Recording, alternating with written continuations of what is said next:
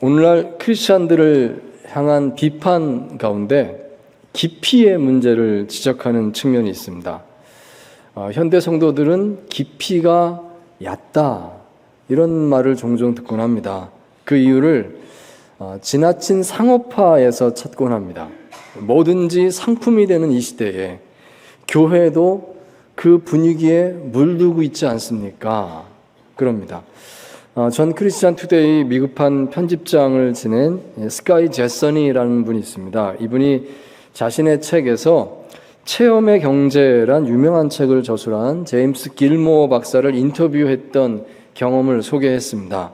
이 체험의 경제라고 하는 이 책은 오늘날 가장 주요한 상품은 체험이다. 그래서 이 체험에 관련된 경제 이론을 소개하는 책입니다. 스타벅스에서 파는 것은 단지 커피가 아니라 편안함, 또 환대받음, 여유로움 이런 문화 체험을 파는 겁니다. 이런 거죠. 이런 이제 이야기를 합니다. 그러니 이제 이 제서니 편집장은 이 길모어 박사를 인터뷰하러 가면서 마음으로 기대했다고 합니다. 어떻게 하면 교회가 이 하나님 체험을 세상 사람들에게 잘 소개할 수 있을까요? 뭔가 좋은 지혜를 얻을 수 있겠다 생각을 했다고 합니다. 자, 그런데 뜻밖에도 인터뷰 자리에서 이 길모어 박사가 이런 말을 했다고 합니다. 세상의 모든 상점에서 체험을 판다고 할지라도 교회는 그럴 수 없지요. 교회는 하나님 체험을 파는 곳이 아니라 진짜 하나님을 소개하는 곳입니다. 그러더랍니다. 이런 말이죠. 하나님은 상품이 될 수 없습니다. 이런 말을 한 겁니다. 교회를 너무 마케팅적인 관점에서 생각하지 않도록 조심하십시오. 이것이 이 체험의 경제를 저술한 세계적인 경제학자 길모어 박사의 말이었습니다. 여러분, 우리는 깊이를 추구하는 신앙인이 돼야 할 줄 믿습니다. 신앙생활은 그냥 열심히 교회만 다니면 된다가 아닌 것입니다. 변화가 일어나야 됩니다. 내가 신앙생활을 하면 할수록 더 성숙해지고 정말 주님을 닮아가는 그런 깊이가 있는 신앙인이 되어야 될 줄 믿습니다. 자, 오늘 본문 말씀 통해서 우리가 바로 그 점에 대한 도전을 받는다 하겠습니다. 오늘 함께 생각해 보고자 하는 이 본문 말씀은 마태복음 5장인데 그 중에서도 가장 앞부분 5장 1절에서부터 12절까지 말씀, 일명 우리가 8가지 복, 8복이라고 불리는 말씀입니다. 이 말씀을 이제 오늘부터 시작해서요, 이제 특별 새벽 기도에 일주일간 계속될 텐데 일주일간 계속 이 말씀 묵상을 나누도록 하겠습니다. 자, 그 중에서 오늘은 제일 첫 부분에 이 산상수훈에 들어가는 말부터 첫 번째 복, 심령이 가난한 자는 복이 있나니 천국이 그들의 것이며, 이 말씀을 함께 생각을 나누고자 합니다. 깊이 있는 신앙인으로의 초대, 어떻게 우리가 응답하면 될까요? 자, 첫째로 우리는 제자됨의 초청에 응답해야 되겠습니다. 제자됨, 나는 주님의 제자입니까? 이 질문에 응답하는 것이 우리 신앙의 깊이의 문제에 다가서는 가장 첫 번째 걸음이 되겠습니다. 자, 5장 1절 말씀을 다시 한번 읽겠습니다. 시작. 예수께서 무리를 보시고 산에 올라가 앉으시니 제자들이 나온지라. 아멘. 자, 여러분, 여기서 우리가 두 개의 단어를 좀 유념해 보시면 좋겠는데, 무리라는 단어가 있고 제자라고 하는 단어가 있습니다. 무리를 보시고 산에 올라가 앉으시니 제자들이 나왔습니다. 이렇게 기록합니다. 앞에 그 4장 마지막 부분에 보시면 분위기가 이렇습니다. 예수님 주변에 수많은 무리들이 따르고 있습니다. 많은 사람들이 예수님 곁에 왔을 때 예수님께서 그들을 치유해 주시고 위로해 주시고 또 그 억울함을 풀어 주시고 여러 가지 정말 많은 그 은혜를 끼쳐 주셨던 것입니다. 그러니까 그 사람들이 은혜를 받고 또 나가서 이야기를 하고 하니까 더 많은 사람들이 모이게 해서 아마 수천 명, 수만 명 모이는 그런 큰 무리들이 따랐던 것 같습니다. 그런 분위기였습니다. 예수님께서는 그들을 전부 다 그렇게 사랑으로 맞아주시고 은혜로 맞아주시고 이제 그런 사역을 하셨던 것이죠. 자, 그런데 그 예수님께서 무리를 보시고 산에 올라가 앉으셨습니다. 자, 이것은 의미가 있는 표현입니다. 예수님께서 이제 중대한 결심을 한 가지 새롭게 하셨다는 것입니다. 지금까지는 이 무리들에게 응답하는 사역을 하셨습니다. 이 무리들이 이렇게 힘들구나. 그러면 그 힘든 것을 위로하고 도와주고 치유해주고 이렇게 사역을 하셨는데, 이제 하나님 나라를 위해서 변화할 시점이 되었다. 그래서 주님께서 이제 제자가 필요하다 생각하신 겁니다. 그래서 사역의 장소를 옮기십니다. 무리를 보시고 산으로 가서 앉으셨습니다. 분위기가 바뀐 것이죠. 그때에 어떤 일이 일어났는가? 제자들이 앞으로 나왔습니다. 이렇게 적혀 있습니다.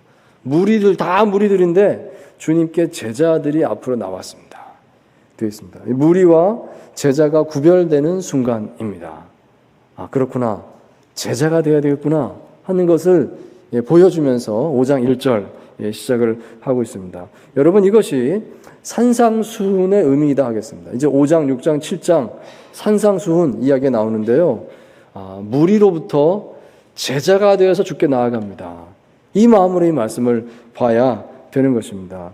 이 산상수훈의 말씀은 참 어려운 말씀입니다. 누가 네 오른뺨을 치면 왼뺨도 돌려대라. 주님 이런 말씀 하시거든요. 누가 너의 속옷을 가지고자 하면 겉옷까지도 내어줘라 말씀하십니다. 오리를 같이 가자 그러면 심리를 같이 가져라 이런 말씀하시고요. 심지어 너의 원수까지도 사랑해라 이렇게 말씀하시거든요. 정말 어려운 말씀입니다. 이거 말도 안 되는 명령을 우리에게 주시는구나 이런 생각이 듭니다. 하지만 그 키워드는 이겁니다. 제자입니다. 제자라면 제자가 되고자 한다면 이것을 받아들일 줄 알아야 된다. 이렇게 말씀을 하셨다는 것입니다. 내가 나 자신을 위해서만 사는 것이 아니라 주님을 위해서 삽니다. 내가 주님을 따라가겠습니다. 그렇다면 이 역설적인 이 명령을 받아들일 수 있습니다. 오히려 이걸 통해서 하나님의 은혜와 축복이 내 삶 속에 임하는 줄 믿습니다. 그렇게 고백해야 되는 줄 믿습니다. 참으로 내 생각이 바뀌면 불평이 감사가 됩니다. 고생이 성장의 발판이 됩니다. 여러분 그것을 아시겠는지요? 나를 힘들게 하는 상황, 힘들게 하는 사람 때문에 막 어렵다 하다가도 어느 순간에 감사로 바뀔 수가 있습니다. 왜냐하면 그것으로 인해서 내가 더 예수님을 닮아갈 수 있도록 더 깊어지고 더 성장해 갈 수 있도록 하는 그런 기회를 하나님께서 내게 선물로 주시기 때문입니다. 그렇다면 그 상황이 감사한 것이죠. 그러므로 우리는 제자가 되기로 결단해야 되겠습니다. 일단 내가 제자가 되기로 결심하고 나면 세상이 바뀌는 겁니다. 세상에 더 어렵고 더 모순되고 더 힘들수록 감사합니다. 이걸 통해서 내가 더 주님 닮아가겠군요. 이걸 통해서 내가 더 깊어지겠군요. 감사합니다. 이렇게 될 수 있다는 것입니다. 참으로 우리가 신앙의 깊이를 추구하고자 한다면 제자됨을 결단할 수 있어야 되겠습니다. 자, 두 번째로 우리는 복의 개념을 재해석해야 되겠습니다. 복, 무엇입니까? 이 개념을 재해석해야 되겠습니다. 자, 5장 3절 말씀 다시 한번 읽겠습니다. 시작. 심령이 가난한 자는 복이 있나니 천국이 그들의 것이며. 아멘. 자, 예수님께서 말씀하신 8가지 복, 8복은 그야말로 복의 선언입니다. 복이 있도다 이렇게 시작하거든요. 복이 있나니 이게 시작 단어입니다. 그 다음에 이제 이어서 이런 사람이 복 있다, 이런 사람이 이제 뒤에 나옵니다. 심령이 가난한 자요. 그러니까 원래 원문에 보시면 그렇게 돼 있어요. 헬라어 원문에 보시면 복 있다 선포하고 이런 자요 이렇게 이제 차례대로 나오거든요. 영어 성경에는 이제 그 순서를 잘 지켜서 번역을 하려고 노력을 했습니다. Blessed, 그 다음에 are the poor in spirit 이렇게 나옵니다. 자, 그러므로 이 예수님의 팔복 선언의 핵심은 복입니다. 복 있다 이것부터 시작하시거든요. 이 말씀을 8번 하는 겁니다. 그러면 예수님은 계속 복을 강조하시는구나 하는 것을 우리가 한눈에 알아볼 수가 있습니다. 자, 그렇지만 아무도 이 예수님의 팔복 선언을 기복신앙이다라고 말하지는 않습니다. 이 복을 강조하지만 기복신앙은 아닙니다. 예수님께서 말씀하신 이 복은 우리가 생각하는 이 현실의 복과는 내용상 큰 차이가 있기 때문입니다. 가난한 자가 복이 있다 그러십니다. 아니 어떻게 가난한 자가 복이 있을까요? 상식적으로 부유한 자가 복이 있죠. 부유한 자, 세상에서 누리고 힘 있는 자가 복이 있지, 가난한 사람이 무슨 힘이 있어요? 가난한 사람이 무슨 복이 있어요? 라고 생각이 들지 않습니까? 근데 예수님은 가난한 자가 복이 있다 그러시니까 그 개념이 다른 겁니다. 우리 생각하고 완전히 다른 것을 선포하시는 걸 알 수가 있습니다. 여기 본문에 복이 있도다라고 선포하신 이 단어는 헬라어 원어로 마카리오이라는 단어입니다. 마카리오이, 복이 있다 되어 있습니다. 그렇지만 이게 이제 구약 성경의 히브리어 원어로 바꿔서 생각해 봤을 때 이 복이 있다라고 하는 단어가 이런 뜻입니다. 두 가지 단어를 주로 사용하고 있는데 한번 헤아려 볼 필요가 있습니다. 먼저 주목할 단어가 바라크라고 하는 단어입니다. 이게 복이 있다라는 말이거든요. 창세기 1장 28절 하나님이 그들에게 복을 주시며 하나님이 그들에게 이르시되 생육하고 번성하여 땅에 충만하라 땅을 정복하라 바다의 물고기와 하늘의 새와 땅에 움직이는 모든 생물을 다스리라 하시니라. 태초에 사람이 이렇게 사는 것이다 하는 말씀하십니다. 근데 그 첫 마디가 그들에게 복을 주시며입니다. 아, 이게 복이로구나. 생육하고 번성하고 땅에 충만한 것이 복이로구나. 여기 복을 주시며 이 단어가 바라크입니다. 이렇게 되어 있습니다. 자, 그런데 의미가 있는 것이 시편 95편에 보시면 이것이 다른 의미로 같은 단어가 쓰이고 있는 걸 보는 겁니다. 95편 6절입니다. 오라 우리가 굽혀 경배하며 우리를 지으신 여호와 앞에 무릎을 꿇자 되어 있습니다. 여기 문장에서 무릎을 꿇자가 바로 복이 있다, 바라크 같은 동사입니다. 여러분 아셨습니까? 복이 있다는 말이 두 가지 뜻이 있어요. 복이 있다, 그리고 또 다른 성경에서 찾아보시면 무릎을 꿇는다, 하나님께 무릎을 꿇는다 하는 거예요. 그러니까 같은 단어입니다. 하나님께 무릎을 꿇는 게 복 있는 사람입니다. 복 있는 사람은 하나님을 알고 하나님 앞에 무릎을 꿇을 줄 아는 자입니다. 이게 같은 단어로 되어 있다는 것이 의미가 있다는 것입니다. 자, 그리고 구약 성경에 또 하나 복이라고 하는 단어가 에쉐르라고 하는 단어입니다. 에쉐르. 시편 1편 1절 복 있는 사람은 악인들의 꾀를 따르지 아니하며 죄인들의 길에 서지 아니하며 오만한 자들의 자리에 앉지 아니하고. 아멘. 자, 여기 시편 1편의 1절에서도 역시 복이 있다 이렇게 시작하는데요. 이 단어는 에쉐르입니다. 이 말의 뜻은요, 내적인 기쁨을 더 강조해서 말하고 있습니다. 마음속에 행복이 가득 찼습니다. 내가 행복합니다 할 때 에쉐 이렇게 말하거든요.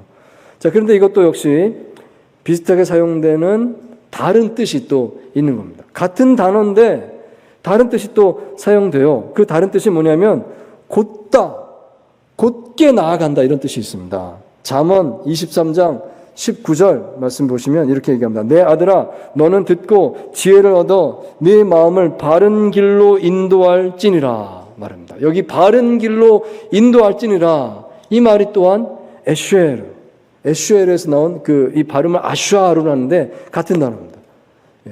바른 길로 인도할지니라가 행복하다 하는 말과 같은 단어. 의미가 있지 않습니까, 여러분?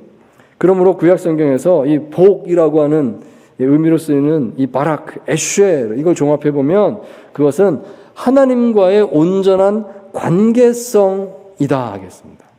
하나님을 제대로 알고 하나님께 무릎 꿇을 줄 알고 하나님의 뜻을 받아서 하나님 뜻대로 내가 살겠습니다. 곧게 살겠습니다.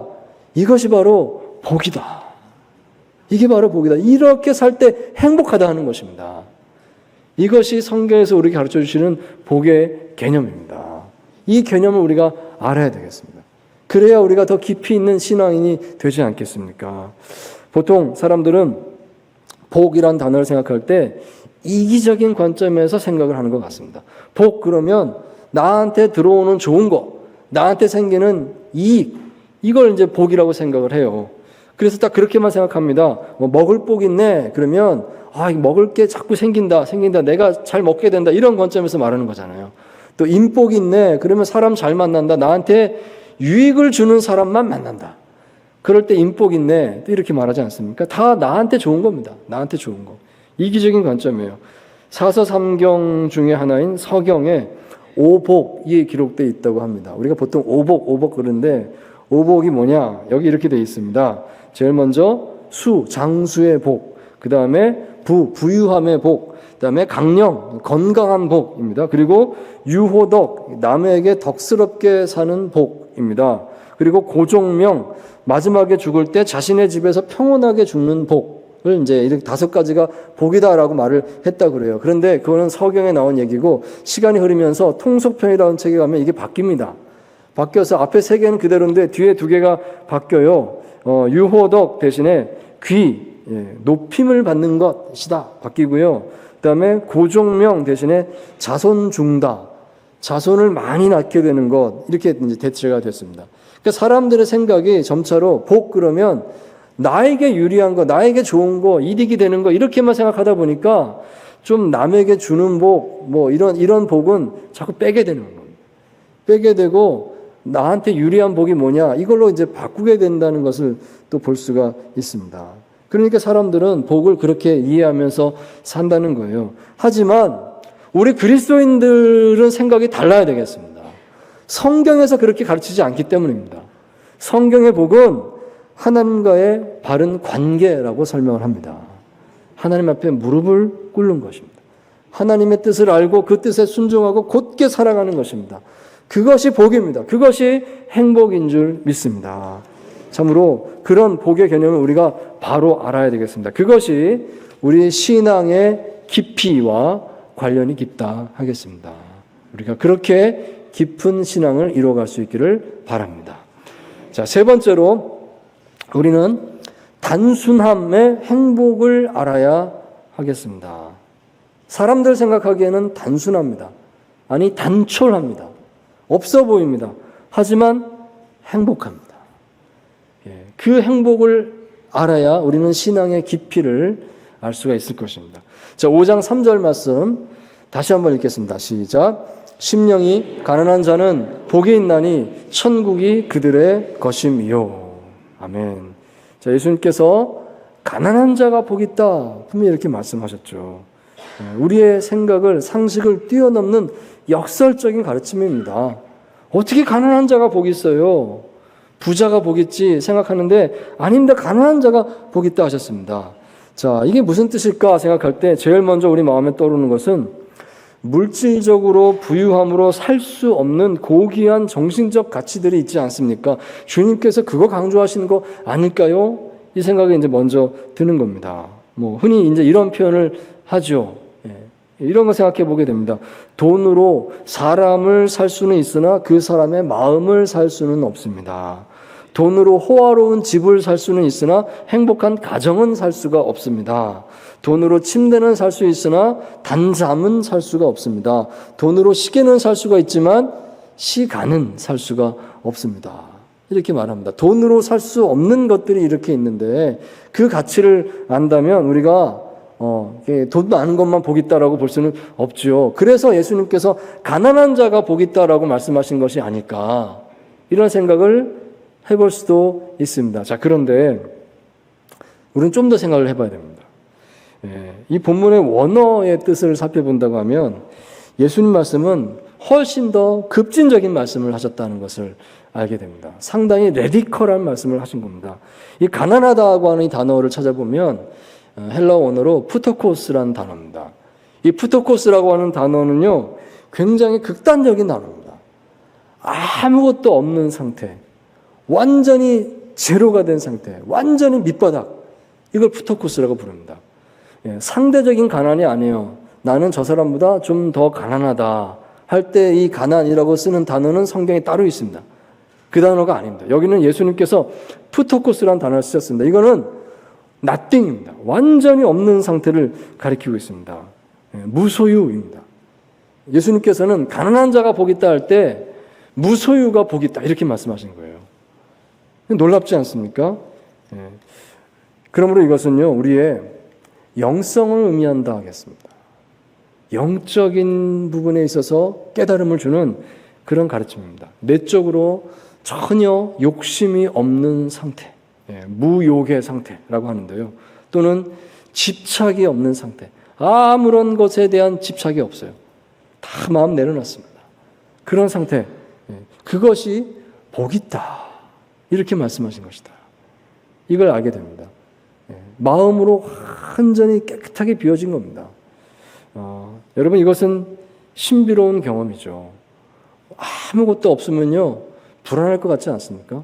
우리가 조금만 잃어버려도, 물건을 잃어버리고 깜빡 잊었어요. 그럼 어디 갔지? 할 때 막 불안합니다. 이거 찾을 때까지 일이 손에 안 잡히고, 혹시 그런 분 계시지 않습니까?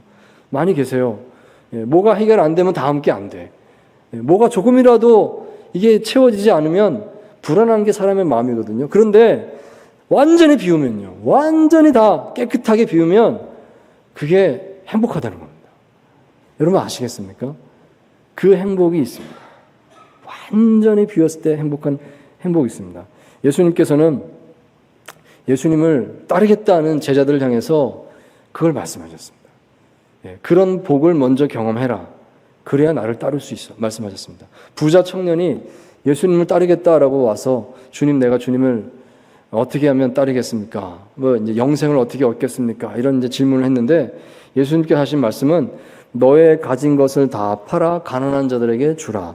그리고 너는 나를 따르라 하셨습니다. 나를 열심히 따라오다 보면 언젠가는 그렇게 할 수 있을 거야가 아닙니다. 따라오려면 먼저 그것부터 하고 그 마음의 비움부터 경험하고 그리고 나를 따르라. 이게 첫 번째입니다. 이 말씀하셨어요. 또 다른 여러 제자들에게 말씀하시기를 누가복음 말씀인데요. 내가 진실로 너에게 이르노니 하나님의 나라를 위하여 집이나 아내나 형제나 자매나 부모나 자녀를 버린 자는 현세의 여러 배를 받고 내세의 영생을 받지 못할 자가 없느니라 말씀하셨습니다. 즉 주님께서는 제자가 되기 위해서 먼저 꼭 모든 것을 포기하는 과정을 거쳐야 된다는 말씀하신 겁니다. 이게 나중 얘기가 아니라 먼저 이걸 통과하고 제자가 되라는 겁니다. 어떤 서기관이 예수님께 와서 성경에서 어떤 계명이 제일 큽니까? 라고 질문했습니다. 그러자 이 마가복음 보시면 주님 이렇게 답하십니다. 네 마음을 다하고 목숨을 다하고 뜻을 다하고 힘을 다하여 주 너의 하나님을 사랑하라 하신 것이요.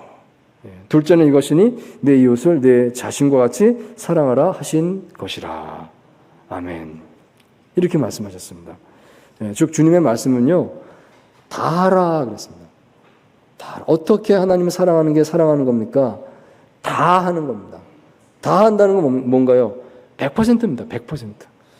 하나님이 100%, 나는 제로, 나는 0입니다. 내가 제로가 돼야 하나님 100% 되지 않겠습니까? 하나님을 90, 그럼 내가 10 가지고 이렇게 되는 거잖아요. 내가 제로가 돼야, 내가 아무것도 아니어야 하나님 100%가 되는 거예요. 그게 하나님 사랑하는 겁니다. 그래야 그것이 성경의 모든 계명을 지키는 핵심이다. 이렇게 주님께서 말씀을 하셨다는 것입니다. 여러분, 이것이 주님의 제자가 되는 길입니다. 이것이 주님을 따르는 길입니다. 정말 신비롭죠. 우리는 잘 이해가 되지 않아요. 그런데 그 기쁨이 있다고요. 그 행복함이 있다고요. 그 행복을 경험할 수 있기 바랍니다. 그 행복을 경험하면 그게 사는 길입니다. 그게 승리의 길입니다. 그게 세상을 이기는 길인 줄 믿습니다. 사랑하는 여러분, 우리가 깊은 신앙의 단계로 나아가고자 한다면 참으로 이런 기쁨을 경험할 수 있어야 되겠습니다. 우리는 무리가 아니라 제자가 되어야 되겠습니다. 나는 제자입니다. 결단하시기 바랍니다. 진정한 복은 누림에 있는 것이 아니라 하나님께 무릎 꿇고 하나님과의 온전한 관계를 추구하는 것인 줄 믿습니다. 그리고 진정한 복은 많이 가지는 것이 아니라 포기하는 것입니다. 다 내려놓고 나를 비웠을 때 채워지는 놀라운 행복이 있습니다. 그 행복을 누리시고 그 결단 속에서 깊은 신앙을 가지시는 저와 여러분 되시기를 주님의 이름으로 축원드립니다.